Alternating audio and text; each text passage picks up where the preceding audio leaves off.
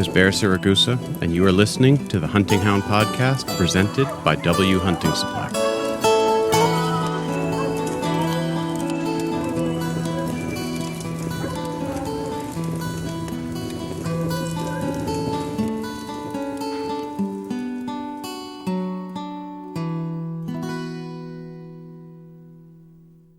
All right. Janis Putelis, I'm super psyched that you just agreed to come on. I've been wanting to talk to you for quite a while about, wanted to talk to you for a while anyway, but I wanted to talk to you specifically today. We're going to be talking about you and your hound, Mingus. Yeah, it's always weird that I get requests to talk about me, about hound hunting and my hound, because I'm like the least experienced hound hunter out there. But yeah, I'm more than happy to talk about it. I appreciate that. But I mean, that's honestly is part of what I think makes it interesting, though, right? Is that, you're, unless I'm mistaken, you don't have any family history of hound hunting, do you? Like your dad or uncles, grandparents, nothing like that? No hound hunting, and just no dog hunting or dog breeding in general. Okay. Is there any kind of your whole family? You just had this great series come out on Meat Eater. Your whole family is Latvian originally. Is there any sort of tradition for that in Latvia apart from maybe the driven hunts? I don't think they ever used hounds over there. At least I didn't see any, and I didn't hear about any. They do have they might call it a hound. They have some kind of a moose dog that bays moose. And I would definitely like to go and try that because it sounded interesting, where the dog basically bays the moose up, and then you have to sneak in and try to get a shot at the moose while the moose is bayed. The interesting thing is that the moose doesn't always just sit there and let you walk in. You actually have to sneak in there and get the wind right and, make it so that the moose doesn't know you're coming. Yeah. Because otherwise they'll run, and moose can go. They're marathon athletes, right? Forever. They can just keep going and going and going. So for sure, there was that, and then other than that, I think it was just the dogs that were used for the driven hunt. Okay, and obviously blood trailing.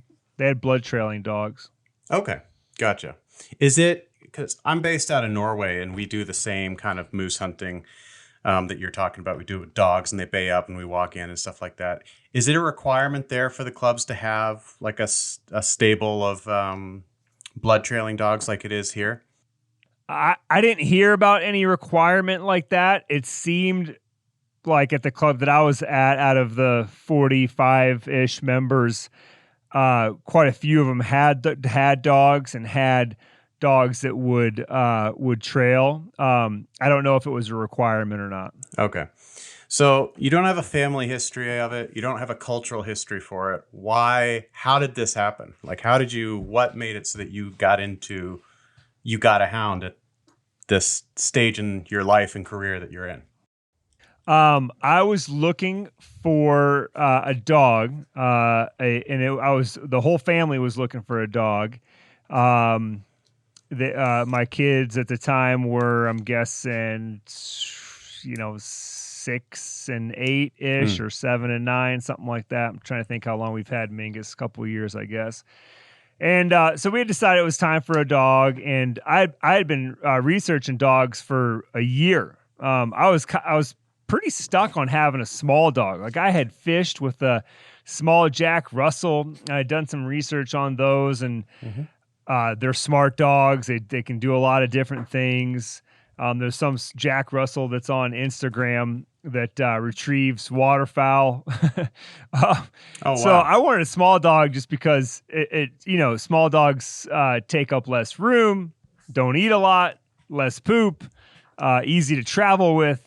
Seems like they have good personalities. So anyways, I was researching all kinds of dogs. I had a buddy of mine that was breeding wire hairs at the time, and offered me a puppy of his. So I was checking those out. I was all over the place. Well, eventually my kids got sick of me researching dogs and just were like, look, bro, as long as it's got fur and at least 3 legs, like we're in, but we don't. And so we started looking at shelters too, because my wife was like, really? We're going to pay money for a dog when there's all these dogs at shelters? Mm-hmm. And I wanted, my argument was like, yeah, if I'm going to have a dog for 10 to 15 years and we're going to pay for its food and board it, like I want a dog that I'm into as well, that I can train, that I can do things with, and it'll just allow me to be a little more into the dog. Sure. And anyways, I get a phone call one day, and my wife is she says, we're on our way to the Stafford shelter over in Livingston, Montana, and there's 3 blue tick coon hound puppies. And if you want any part of making a decision about these puppies, then you should meet us down there. Get your butt over here. And Sure. I said, you know what happens when you take kids to the pound when there's puppies, right? And like there's no way we're going to leave without having a puppy. So we get down there, and I think even maybe on the way as I was driving, I called my buddy Jake, who now has been definitely my biggest help, my main mentor when it comes to hound hunting, and called him and told him about these dogs. And he said, yeah, probably if it's a hound, it'll hunt. I'll help you with it. And so we got down there. Anyways, obviously the girls were like, yeah, we love them. And so we picked out sort of the runt and the chillest dog out of the 3. The other 2 were quite rambunctious. And it might have been just because they were shelter dogs. So they were found in a warehouse of sorts, just discarded. Wow. And Mingus was pretty skinny, showing ribs and showing, all you could make out his whole hip, sure, bone sort of configuration. Mm-hmm. And but he was chill, and so we grabbed him, and that's how I became the owner of a blue tick coon hound. And then shortly after, when it was time, we started training him. Gotcha. Wow, that's such a there's so many coincidences that went into it. But what made you decide, once you had a blue tick coon hound puppy right there, what made you decide to just run with it and start doing some training and stuff with him? Oh, I'm a big believer in that dogs need to be exercised well if you want them to be good dogs at home. Mm-hmm. They need to do what they're meant to do. So run or hunt or whatever. You run into so many misbehaved dogs that are just not fun to be around, and it's a lot of times I feel it's just because they're not getting enough exercise. And so yeah, I just figured, it kind of, the stars aligned, and I had a hound, mm-hmm. and I had a good friend who's a great hound hunter and was willing to teach me, and so why not? Go do something new. I like trying new things and getting out of my comfort zone, and this seemed a perfect way to do it. Wow, that's cool. I like that. What your buddy? What does he hunt? Is he bear, lion, something like that? Mostly lions and bobcats. Mm-hmm. It seems to me is all of these hound hunters that I now know that they sort of start on lions and they move towards the bobcats because the bobcats are harder to catch. There's value to the hide. You can kill multiple in a season. Mm-hmm. Where really with the lions, it's like after you've killed one, right? There's a lot of people that don't want to kill. Not that they don't want to kill, but they don't see the need to go and kill another one. If you've got one mountain lion mounted in the house or one rug, why do you need another one? Right. Right. Yeah. But with the bobcats, like I said, they, there's value in the hide and the fur, and they're trickier to catch. Like Mingus and I have yet to catch one on our own. We've been in on a couple catches with other dogs, mm-hmm. And running in a pack, but never on our own. So okay.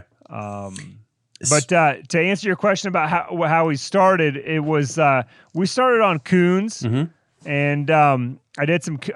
We actually took him down to Arkansas, and we hunted with our colleague and friend Clay Newcomb, and he treated his first, I think, 3 or 4. His first 3 or 4 real trees were down there in Arkansas, on coons. Cool. I can't remember. Well, we did some of it in Montana too, and it's funny because those dogs, that as much as trailing is just sort of built into them, trailing up a tree doesn't seem like it's always built into them. And I've seen multiple young puppies now take tracks right to the base of a tree, but then they get to the tree, and once they've circled the tree, they start to take the in track back out the other direction, Right. because there's no other track on the ground, right? Right. And it takes them a little bit to put 2 and 2 together that, oh no, when one track ends at the tree, there's a cat up in it. Right.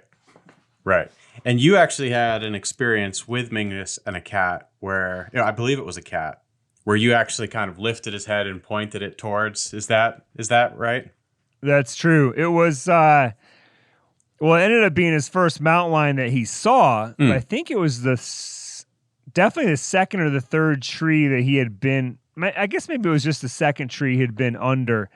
But yeah, we had spent an hour a week earlier underneath a mountain lion, and he couldn't figure it out. And the tree was fairly thick. The branches were thick, and so the lion was hard to see. And but he had a puppy with him there as well that was in the same predicament. Just did not want to look up, couldn't figure it out. And so a week later, we're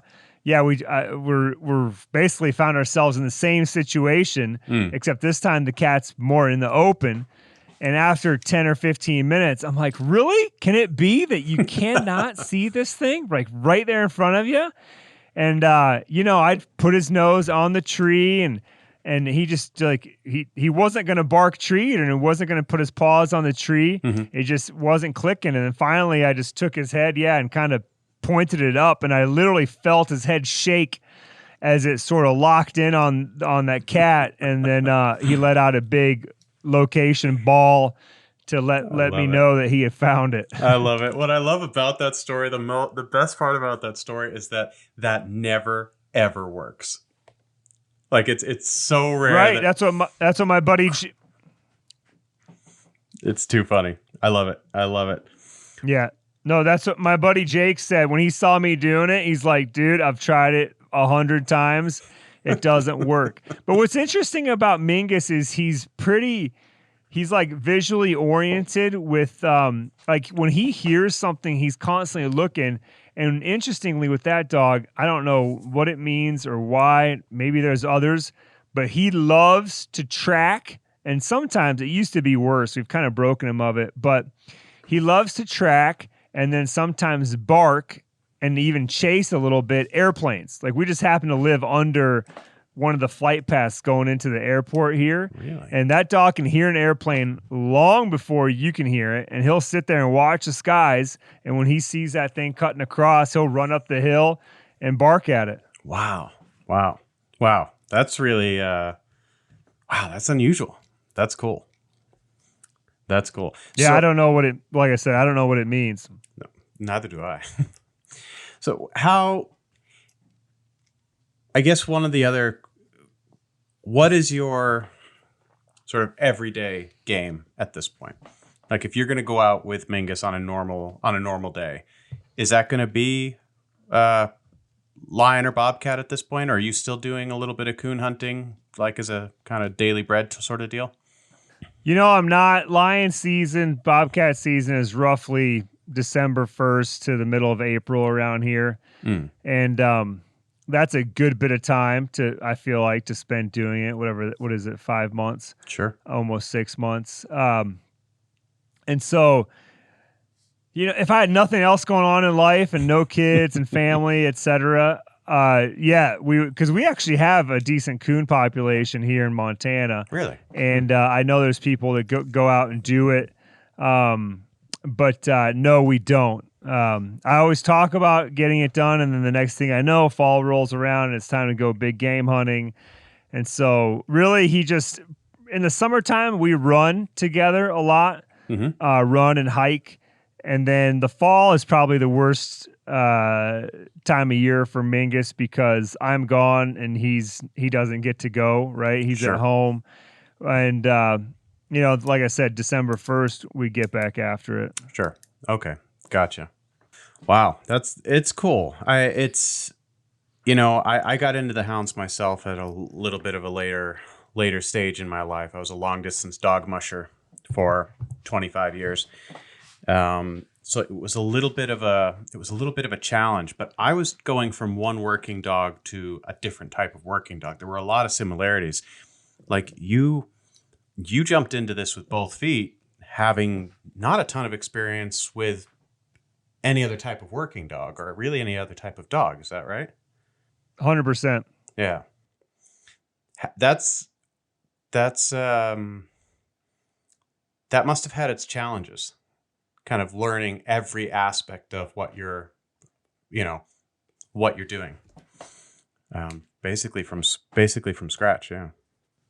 Yeah, I guess so. But being that I'm so new to it and ignorant, I guess I wouldn't have recognized the challenges. Anything that's happened to me and Mingus in the last 2 years, it just seems normal because I wouldn't know no different, right? Sure, that makes sense. Yeah, I mean, I guess the positive part of going into it at a little bit of a without that much experience is if nothing else, you haven't built up bad habits.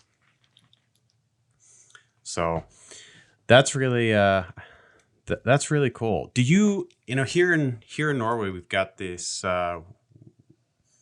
this sort of tradition for hunting with single hounds. They don't do a lot of pack work here. Do you end up hunting quite a bit with Mingus, just you and him, or do you try to get him out with a pack still? Like what? How do you sort of get those things done? I like doing both. Certainly, it seems like if you're with the right pack, your chances go up to catch the quarry. If you got the wrong pack, then it possibly could go down. A big reason that this past year I did try to hunt solo a fair amount is because I wanted just to be sure that Mingus was doing it on his own. I could just really focus on him, watch him, and know if he had a loss or.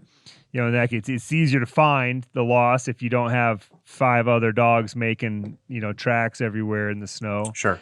And then when he caught a lion, I knew 100% that it was, that he did it and he figured it out. Right. Right. So that's a big reason to do it on your own. 'Cause I think it just forces that dog to work and do the work themselves. There's no, just catching up to the lead dog that's, barking on the trail ahead of you. Sure. So yeah, it's, that kind of stuff. It's fun to do solo. It's just a different adventure. And it's also fun to share it with friends, and all that. So I would say probably this past year, it was probably 50-50. And now that I know that Mingus does get the work done himself and he can execute it, I mean, we've certainly had plenty of days where we've started tracks and not ended up with a cat in a tree. But at least for the most part, I can trust him, and I know that he's not going to take off on a deer track. He still struggles a little bit, I think, with the coyotes and definitely with the foxes. So that's something that'll be top of mind this year is to train him off of that. Okay. But yeah, I don't know. Yeah, like I said, both are good. Both have their pros and cons. Sure. Oh, that makes sense. What are your plans for the future with Mingus? Are you going to go to Tennessee or North Carolina and run black bear, or are you going to stick with the cats? Well, we can run black bears here in Montana now with dogs. Oh, that's right. You guys just got your season back. That's right. Oh, that's right. awesome. For whatever reason, I'm not that interested in running the bears with the dog. I still like just spot and stalk hunting the bears. I would love to take him on a coon tour and go down to Arkansas again and hook up with Clay and go into that real, sort of traditional coon country in the United States where it's a thing, everybody does it, and just go do it with my dog, but also just experience the culture and the traditions surrounding coon hunting. That would be really, really cool. That would be cool if you did that. Yeah, I hope you film it, like Janis and Mingus' excellent adventure. That sounds really neat. Yeah, that could be good. That sounds really cool. There's people from here that drive north a long ways to go and catch lynx with their dogs in Canada. At this point, like I said, we still haven't caught a bobcat on our own, so we have a lot of work to do right here in our own backyard before I'm going to go and drive 15 or 20 hours to go catch what's pretty much the same thing. Right. Yeah, I understand that. We don't have bobcats here at all. We've only got the Eurasian lynx. So that's the only thing the only cat we're able to hunt over here is the lynx, and that's a quota hunt. So the season lasts, we get a certain number of lynx that we can take in a certain number, a certain amount of time or in a season. And as soon as that number is filled, the season's over. So there have been times when the season's lasted for 2 days before all the quota is filled. So it's a little hard to... Jeez. Yeah, that's been a bummer. It can be a little bit hard to base yourself off of lynx as the only thing you're going to hunt because your season may be real short. Are you allowed to just chase the lynx and tree them and after the quota's met, or is there no training season? There's not really a training season. You can do some tracking, but you really run a risk of being accused of wildlife harassment if you run them with no intention, where it's not part of any kind of a management, in any kind of a management sense. They will definitely. There are guys who work with the government to trap and collar lynx, and they will occasionally use hounds for that, but they tend to use sort of a larger version of a have-a-heart trap to catch them and collar them. So I had Kevin Murphy was out here in October and spent 2 weeks here with me hunting, and we saw... It was actually the first time I've ever seen one here without a dog. Was driving and just saw the lynx run right across the road. And that's, it's a little bit like people talk about with the lions, where they can live in a lion area, hunt lions all their lives, but have never ever seen one from the car, type of a deal. So they're really, there's not a ton of them, but they do an enormous amount of damage we have those little roe deers, those European roe deer. Sure. And Kevin and I hunted those last fall, and now the area that we hunted there's none left. There were a bunch of them when he was here, and this winter we had an unusually long winter and an unusual amount of lynx. Usually we'll have 1 or 2, and this year there was 5 within a 10-mile radius of my house and my hunting terrain. Wow. Yeah, it was a bummer. That was a bummer. But I'm hoping to get out. I've got a plot that I need to get trained up here, and hoping to get him on maybe some lynx. If nothing else, get him in on a kill. Just trail in the last little bit, get him to kind of experience the whole thing. But we'll see if that happens. We'll see if that happens. So, but yeah. So what are you considering?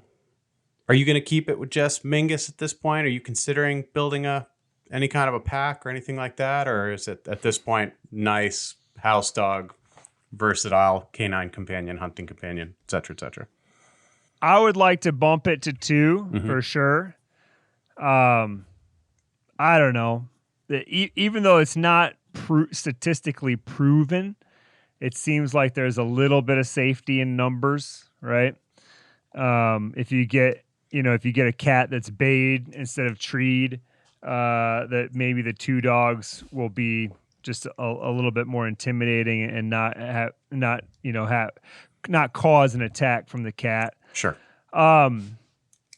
Same thing, we have wolves. I mean, usually if I know there's wolves in the area, we just won't cut the dog loose at all. Mm-hmm. And again, I don't know, but yeah, I would like for him to have a companion and to run 2 of them. But right now, my wife would just like to keep it at 1, and so Sure. Happy wife, happy life. So for the time being, it'll just be Mingus and myself. Gotcha. That makes sense. Do you have, what is it? What kind of issues do you have with wolves out there? I've talked to a bunch of guys from like the UP of Michigan that have lost, half of their packs or even their entire packs to wolves in the course of a couple of days. Are you bumping into a lot of wolves when you're out with Mingus? Is that something you guys have experienced? We have not yet. At times we cut tracks. A lot of times it's just a single, and I don't worry nearly as much if I just cut a single track. But definitely last winter, I probably cut the tracks of a whole pack. I don't know, two or 3 times, and I just vacate the area. Like there's no reason to play with fire.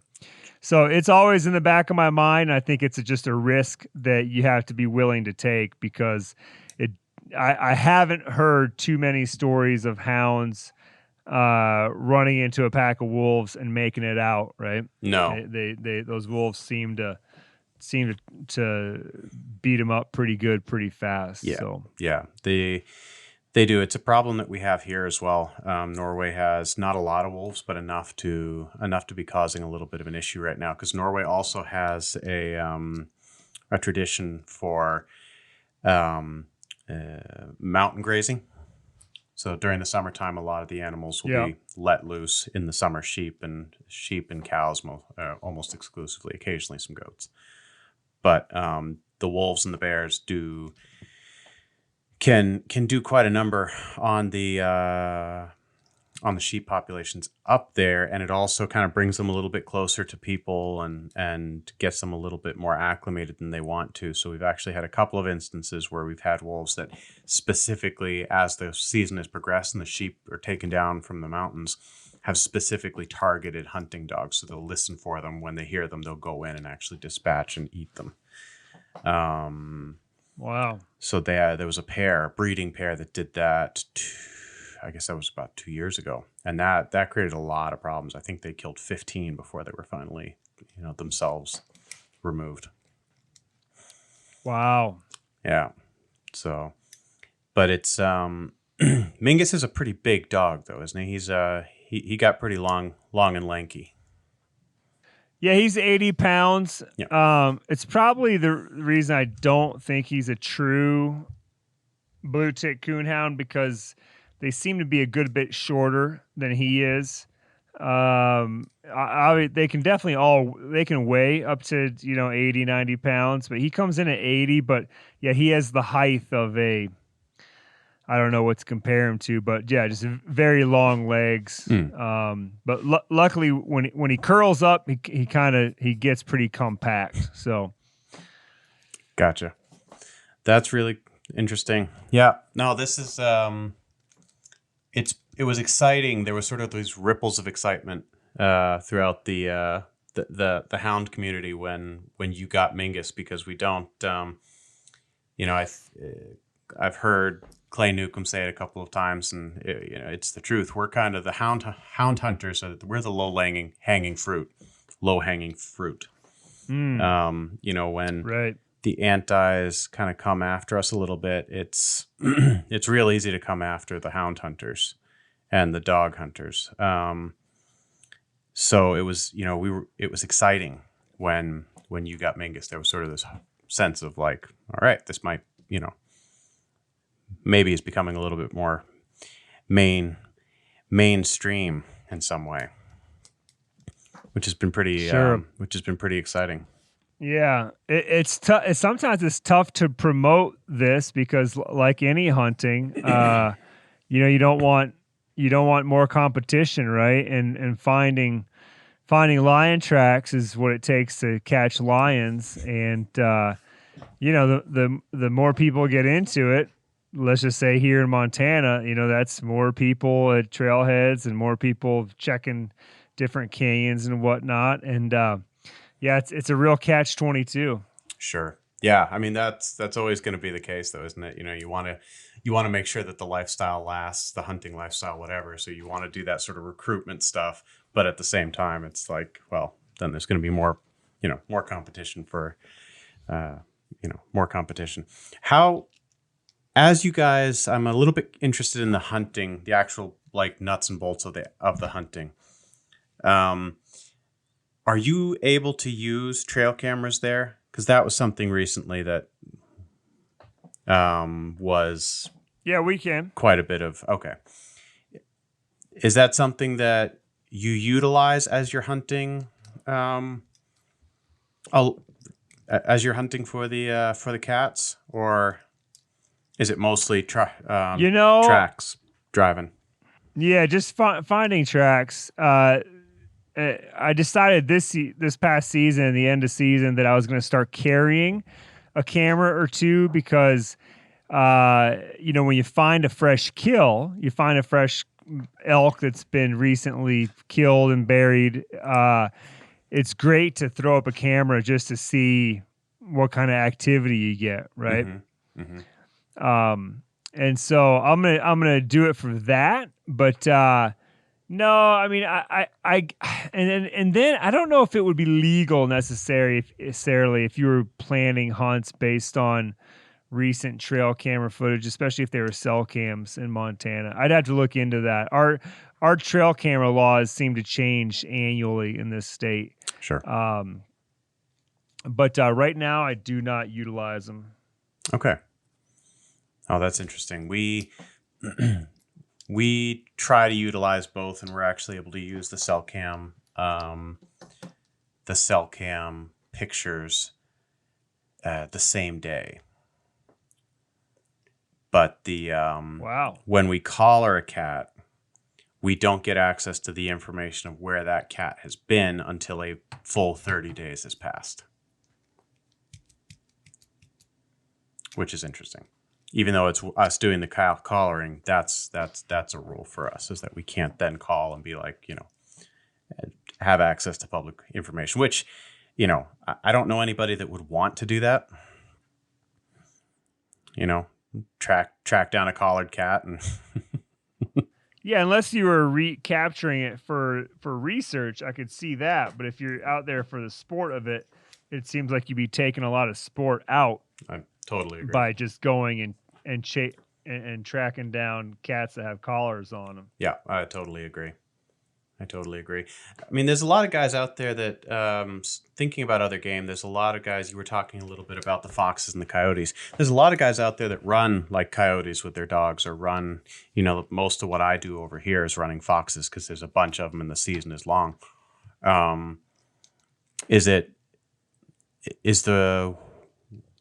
Why would you consider running those as well? Or is it more of you want them focused on a few things, like specifically the cat, so you don't end up throwing away a good day of mountain lion hunting on something like a coyote?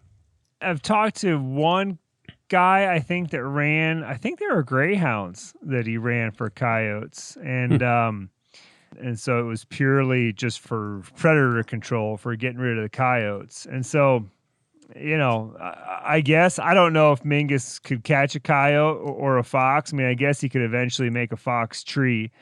But yeah, I don't know. It just seems like I don't know. I don't know anybody around here that does it. Most people just focus on the cat. Sure. I mean, their cats are a little bit more charismatic in a lot of ways. I think it's a little bit more. I understand that. You know, if I could run lynx as much as I could run fox, I would definitely be running the lynx more than the fox. So, well, cool. Well, I know you are insanely busy, and I really appreciate you coming on and talking to me for a bit here, Janis. It was a lot of fun to talk to you. I'm really excited about kind of following your adventures with Mingus. I hope you keep updating us with videos and things like that, because it's been it's cool to see it's cool to see a mainstream personality with a hound. It just is. Yeah, well, you might be giving me too much credit to be calling me mainstream, because I think there's I think only people within our little sphere might know who Mingus and myself are. But thank you, anyways. Well, people here know who you are. People knew who when you talk about Meat Eater, people know. Even way over here, the population speaks so much English that it doesn't take a lot of people know who you guys are. So it's it's cool for us. Cool for us weirdos up in the forest to see a hound on TV. It's fun. So, is there anything? Okay. Well, anything you'd like to add? Anything you want to talk about? I'd love to. If there's anything you got on the tip of your tongue. Oh, I don't think so. Just looking forward to another season coming up here in December. It won't be long now. Summer's. I know it seems like summer just started, but I've got my first hunt coming up here in about I guess it's right at about a month. Oh, and wow. So yeah, it's time flies, and as soon as fall starts, and it's busy, and then I'll get to take a breath in December. But we'll start hunting cats again. Gotcha. Cool. How many? I'm just curious. How many hunts are you on annually? Like individual, where you're targeting specific animals, or specific, What? Well, I film 6 hunts every year for my own show, and then I'll usually help out, be a guest on whether it's a Meat Eater episode or another show that's a part within the Meat Eater umbrella. Mm-hmm. Do another 1 or 2 of those. So I don't know. It can easily stretch out to 10 different hunts a year, and then obviously I try to make room and do some hunting with my family every year. My oldest daughter's taken some interest into turkey hunting and deer hunting, and so she's going to cool. join our traditional Wisconsin deer camp again this fall. Except this time last year she didn't pack a rifle. This year she'll be carrying her own rifle and trying to kill a buck or a doe herself. Man, so, that is so exciting. Yeah. But I try to keep enough time available that I get to do that stuff with the family, because won't be long, they'll be gone. Oh, it's true. Yeah, no, it's true. I've got one that just turned 11 and one that's turning 9 here next week, and it's I feel like that whole thing happened yesterday, and 10 years have gone by. It's sort of unbelievable. But anyway, on that note, I'm going to let you go, Janis. I really appreciate you coming on. And thanks for having me. Oh, anytime. I don't imagine you have a whole lot of disposable time, but anytime you feel like talking hounds, you know who to talk to. Sure. Well, if you see something exciting happen on Instagram, hit me up and I can come tell you the full detailed story about it. That would be great. Would love it. All right. Thank you, Janis.